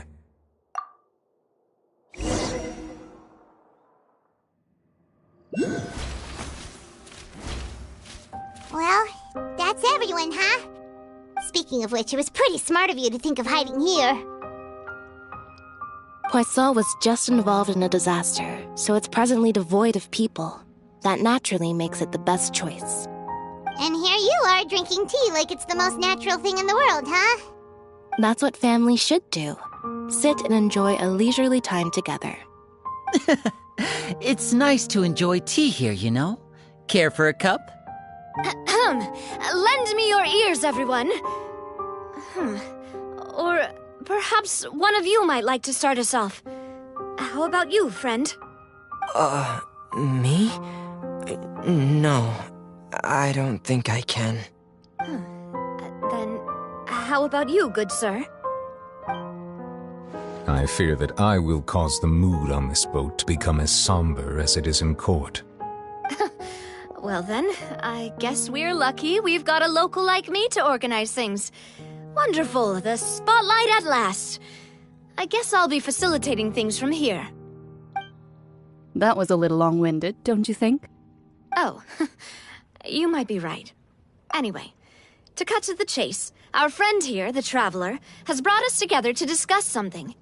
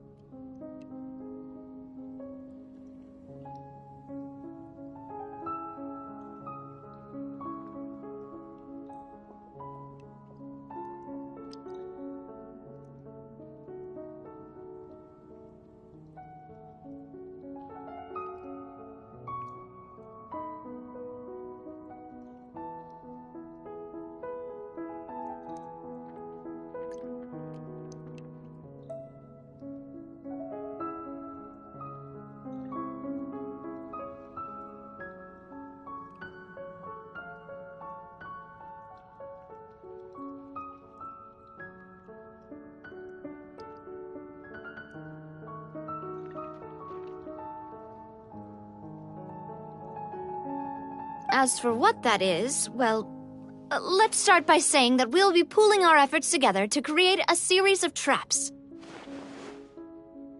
Oh, how intriguing. Well, it's just an expression, really. One that I just learned from Chlorand, and used on the spot. So, let's invite her to explain in detail.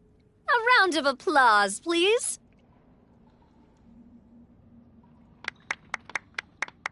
Huh?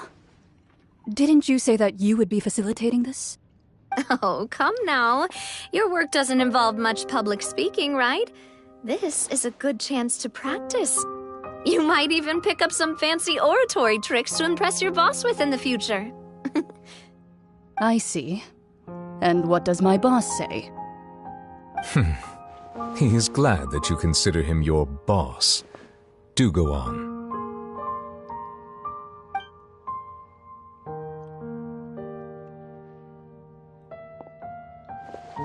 In that case, do any of you have experience hunting? Not that I recall. Fremine and I once used a wooden stick in a basket to catch wild rabbits when we were younger. As for Lynette, oh, right. You were sick that day, weren't you? I've also gone diving to catch some fish before. Does that count? I'm afraid not. You may or may not have heard, but Fontaine once played host to a group known as the Marechaussee Hunters. Though that was their name, they did not hunt animals, but rather various monsters left behind by the ancient dynasty of King Remus. Today, Fontaine's monster population has already thinned greatly, so the hunters have blended back into society, taking up arms in other lines of work. They even left a unique methodology of hunting in their wake. A trap comprises of the following components: bait, a trigger, and a containment device. Sometimes a lethal implement will also be necessary to deal with the prey. So, if we were to build a trap together, right now, what would you choose to build it with? For me, I would prefer something basket-shaped. Pigeons and rabbits will see the bait and naturally enter the snare. Our line of work requires a deft hand, and we're some of the best in the industry, so you can count on our techniques. You used some of those techniques while moving the people of Poisson, didn't you? My subordinates mentioned that you even performed some magic for the bawling children. Yes, and I even managed to gather some intelligence in the meantime. I'm quite the multitasker if I do say so myself. I'm afraid I can't claim that as my strong suit. I prefer more stable methods, like placing bait in the water and waiting for the fish to come within reach. That's the kind of method I would count on. Calm and steady.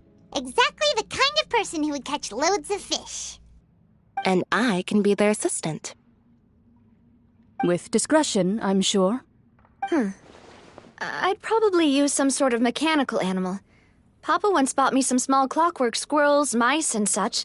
When placed in the forest, they can attract others of their kind. I remember that you liked those too, didn't you? I did.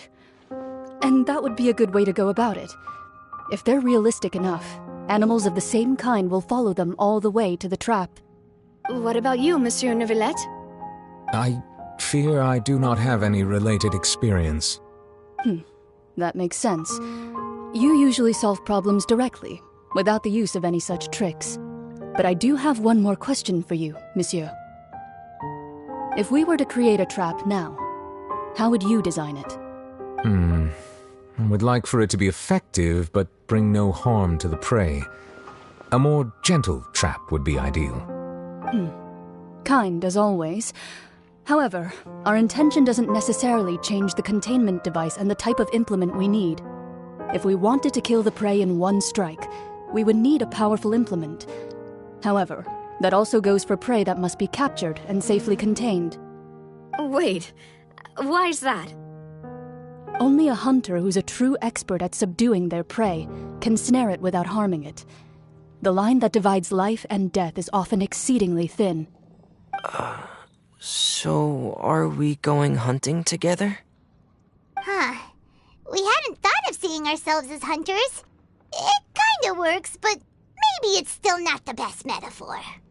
If our means of capturing and dealing with our prey is to put them on trial, then the hunting metaphor is actually quite accurate. But we shall require much more courage than any hunter to judge a god, a being whose seat is an exalted throne. Oh, so that's what's going on. Sounds very interesting.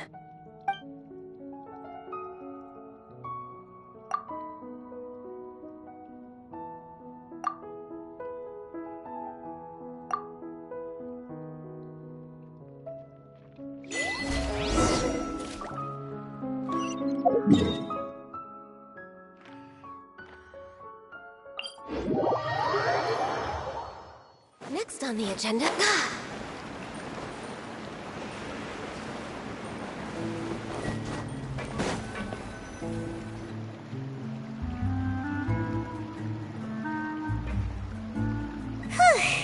It's been a tough few days, hasn't it? So much has been happening. Paimon didn't think the meetings would go on for so long, but everyone seemed pretty fired up, huh? Paimon thought they'd be at least a little frightened.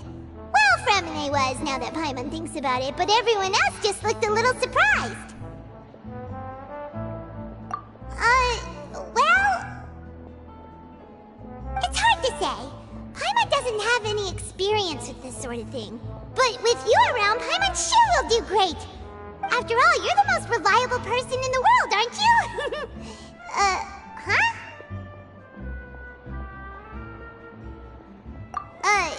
Did you just pour some tea? Paimon didn't notice you doing that at all. Then what's that? Paimon's never seen that cup before. Don't be frightened. I'm just joining you two for tea. I merely refrained from saying anything till now. Who's that voice? But there's no one here. Ah, have you forgotten me already? Wait, you are familiar. You're the voice we heard from the sky in Sumeru.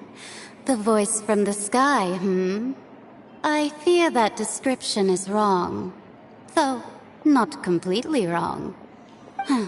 You're feeling lost now, just as you were feeling previously. I sensed that confusion and thus came to you. Guiding people is an irresistible hobby of mine, after all. Consider me a passerby, just accepting a commission from my friend's disciple on a whim.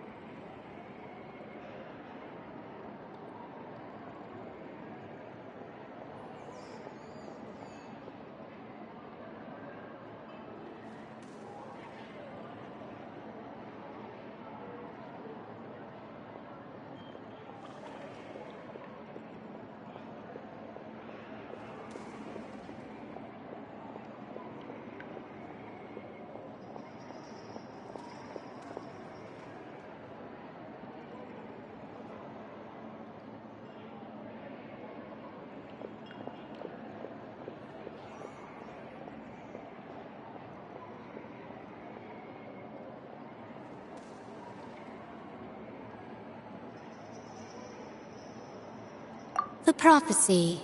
Yes, what has been prophesied will be fulfilled.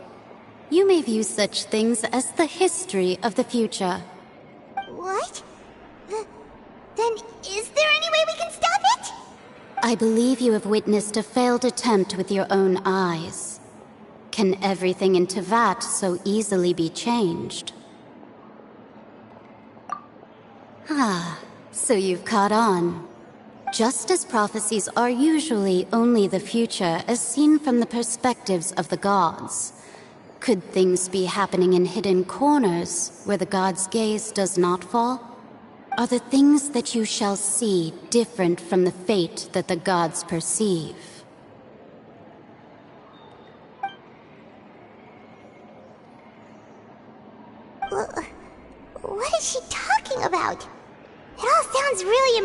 of it important and stuff, but it also sounds kinda scary. I believe that you understand, right? Some things are insignificant, but others you must reach out to change. Ultimately, fate shall serve as your only guide, no matter what will happen in Tevat's future. All you need to do is to play your part. This was good tea, by the way. Thank you for your hospitality. Well, that'll be all for today. The voice. It's gone.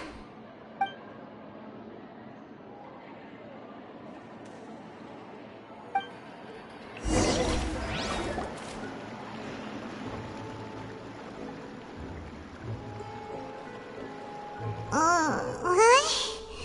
I want to hear someone talking. Alright, coming! Hey, it's you who's getting lazy, okay? Well, I see I've walked in on some lively banter. Luna! Fine, just fine. I went to take part in that Steambird panel. It turned out to be more interesting than I expected. Not all Fontanians are pessimistic about this. One journalist mentioned that sitting around and waiting for the end to come would be wrong, and that they should make their own rescue preparations. I agreed, so we had a brief chat with her. Did she have pink hair by any chance? Why, yes, it was Charlotte. I assume you've heard of her, no? That daredevil journalist? I'm in full support of her view.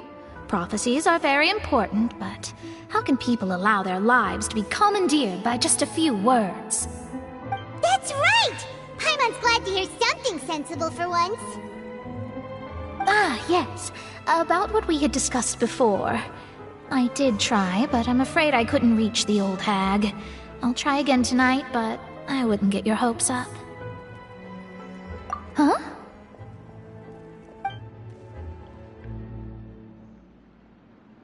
Goodness gracious. Are you serious? She said that even the god's gaze has blind spots. Pretty bold if you ask Paimon. Most people would believe the gods to be all-knowing, right? The Hexen Circle members are certainly anything but ordinary. As for the mage named N, the old hag has mentioned her a few times. She said that N's sense of direction is incredible, and that she loves guiding those who are lost. But I've never met her, and if she were still alive, she'd be... well, suffice it to say that the hag's at least a few hundred now, and N's been around for longer than that. Whoa. The Hexen Circle sounds like a scary group.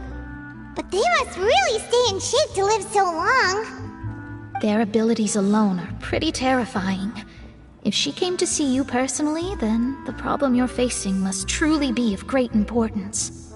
Well, it's not like Paimon could understand anything she said. Yes, she was quite cryptic, but I suspect she means that there is still a way to turn things around. She didn't say when or what that would be, though, so... perhaps it is something that you cannot know right now.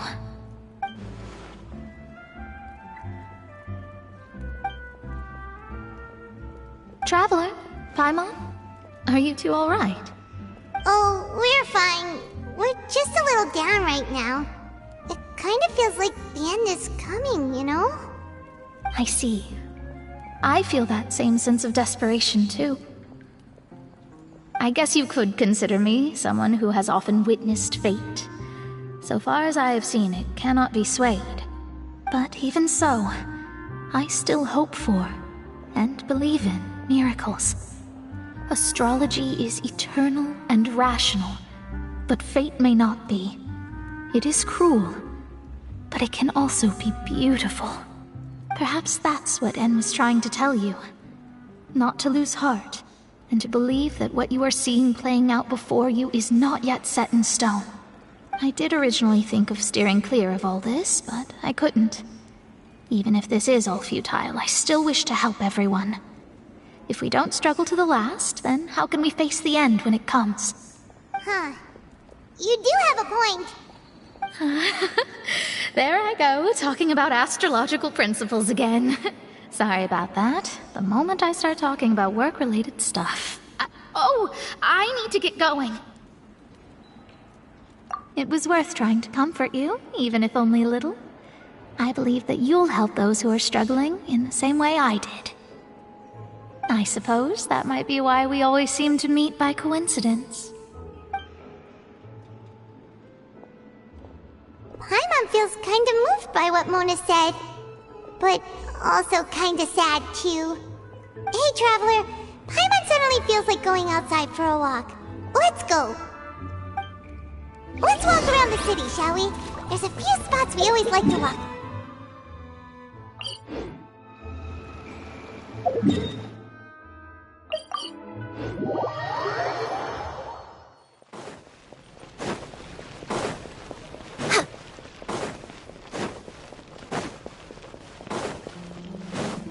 Next on the agenda.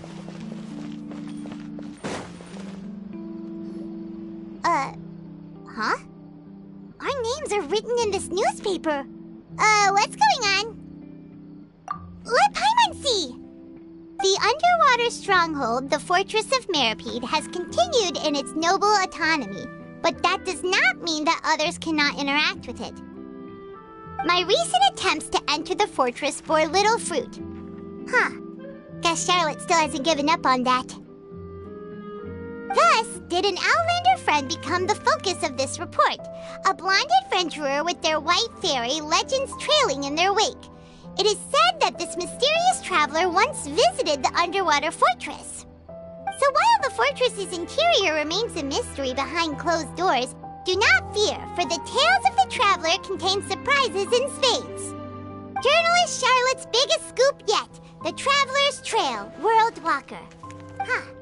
Charlotte took so many awesome photos of us and we never even noticed her! She hasn't been able to get a hold of anything at the fortress, so since we're easier to find, she's using us as the subject matter instead? Ugh, seriously? Well, fine. Those headlines and photos do look cool, so Paimon will forgive her this time.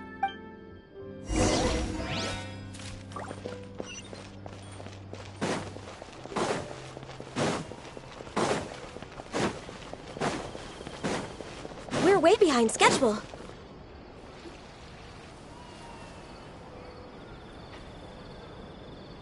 We're here! Paimon's hungry. Should we go in and get something to eat?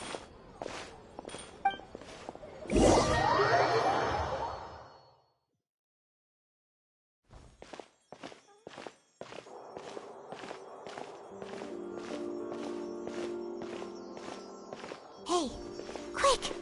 Look! That's the limited edition only 16 slices a day cake! It was so delicious the last time we tried it! Despite the tense situation we were in, let's give it another go! Paimon's sure it'll be great! One slice of cake, please. Someone showed up after all! Oh, wait, you're the one from the Palais Mermonia. Oh, are you here to buy cake too? It seems Monsieur Nervalette was right. You really can eat. Wait, did he really say something like that? That's right. Even he has his own preferences when it comes to food. As for me, I love the cake and coffee here. Do you come here often?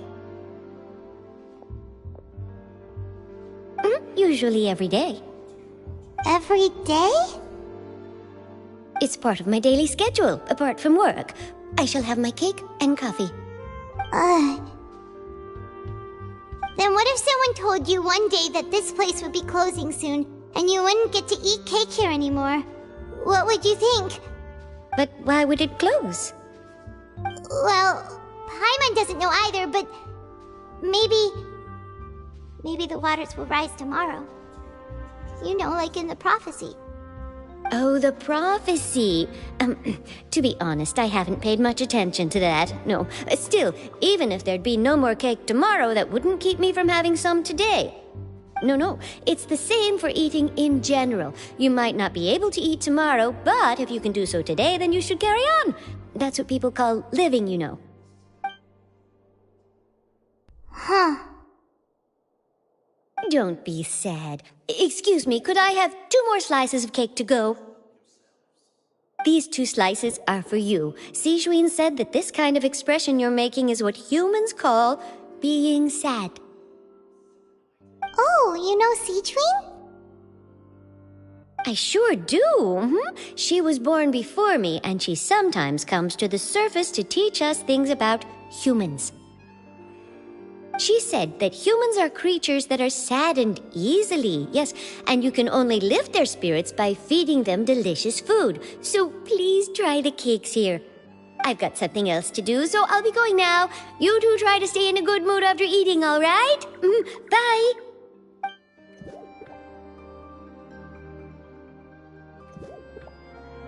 And there she goes. All right, let's dig in.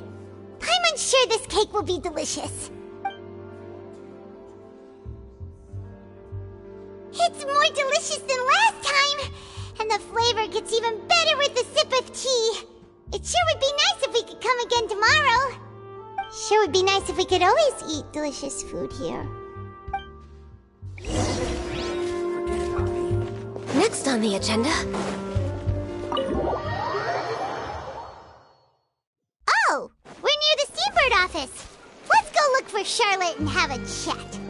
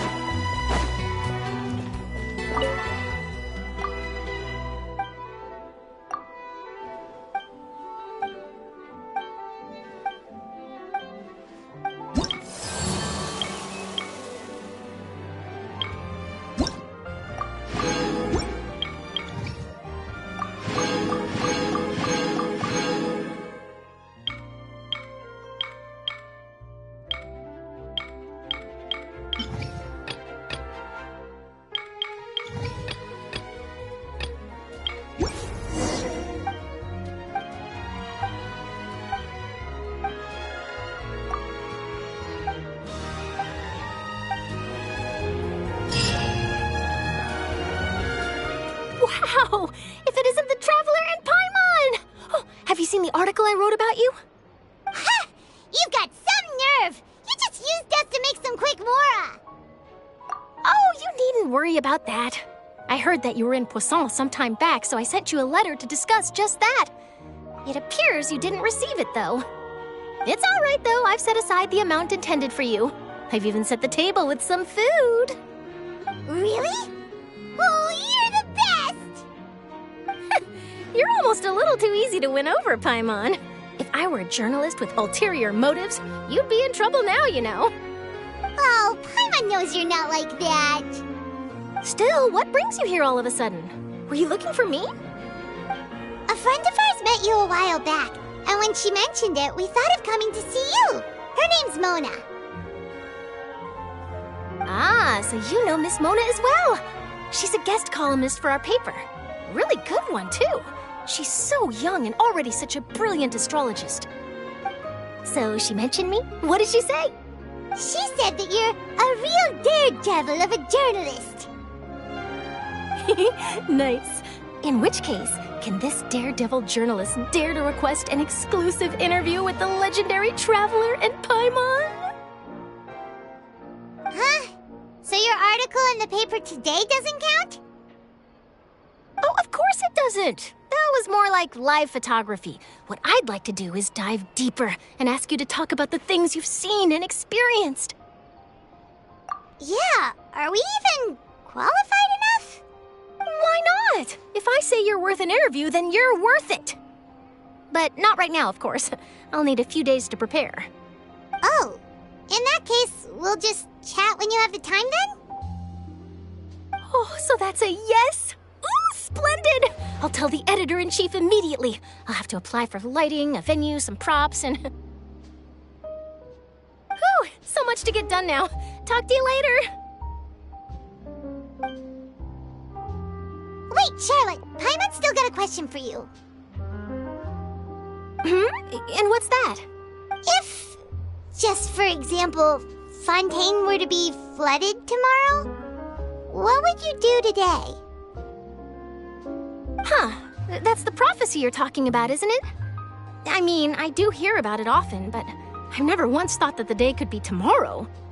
If you're seriously asking, then I might try and think of a way to leave Fontaine. Oh, but I'm still a journalist first and foremost. That means I have a duty to be reporting from the scene. And secondly, I wouldn't forsake my homeland that easily. From what I've seen, most people don't know what they'd do should the worst come to pass. In truth, it might be better just to behave like normal rather than worry over such an end. So in all likelihood, I'd probably still be prepping at the office for that interview of ours. I know what you're thinking. That sounds a bit sad, but I've always believed that it's best to do what you enjoy. Just think about it. If this nation really were to be suddenly destroyed tomorrow, but I still successfully finish an exclusive interview with a truly unique person, then the story I would wind up writing would truly be timeless. And then do you know what I'd do? Well, I'd write that story, send it for printing, and use messenger pigeons to get copies out to the various nations as soon as possible. I'm not a dreamer, nor am I a workaholic, but I do love my job, and I'd be proud of leaving such an article behind. I guess you could say that I was born to be a journalist. But anyway, that's my answer. And on that note, I'll get back to my preparations. That's so nice. All of a sudden, Paimon actually kinda envies her. Anyway, let's go and take a look at the sea, shall we?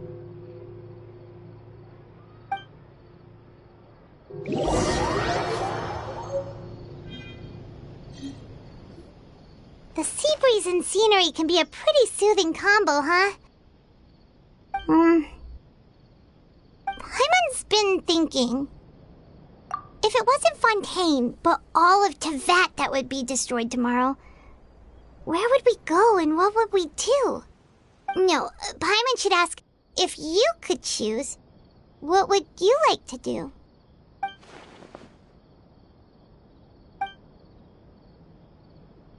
We've always been moving to the next destination, so we haven't spent much time thinking about these kinds of things.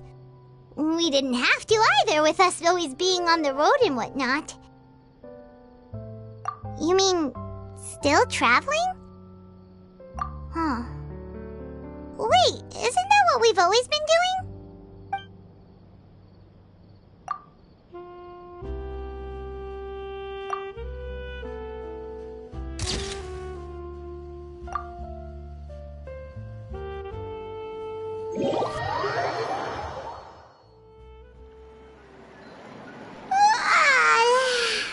Feels like you'll grow mold if you stay here long enough.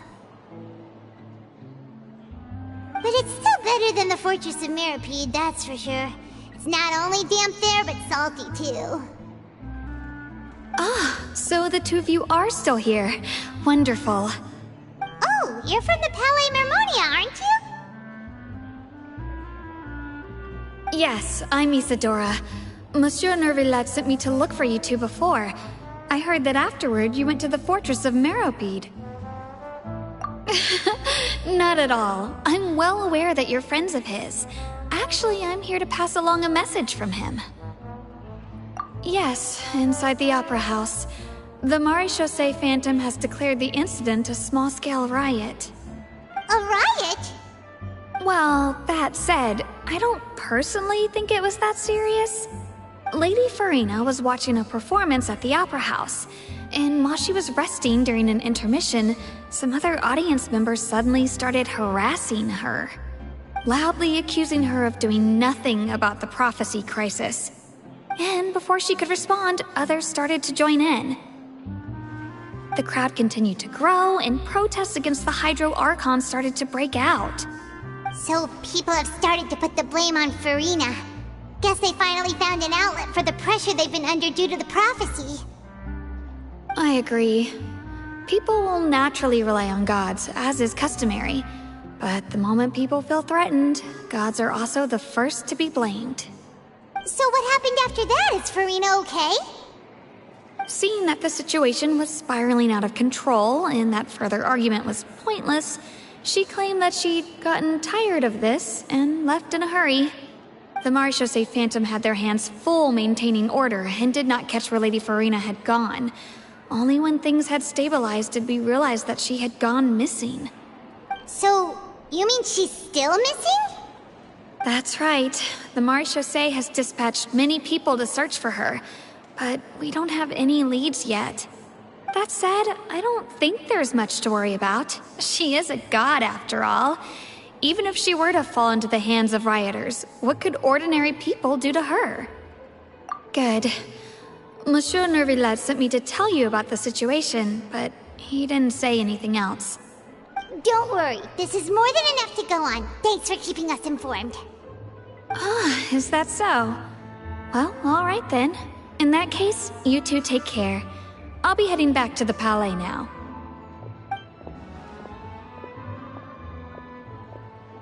Well, sounds like we should hurry over to Poisson then. If we know Farina, she won't try to fix things in this situation. Instead, she'll look for a place to wait out the heat. And, as we also know, she may be loud and dramatic, but she doesn't have a heart of stone. When Nervillette was talking to her in the Palais Mermonia, and she heard about Poisson, she couldn't hide her sadness and remorse.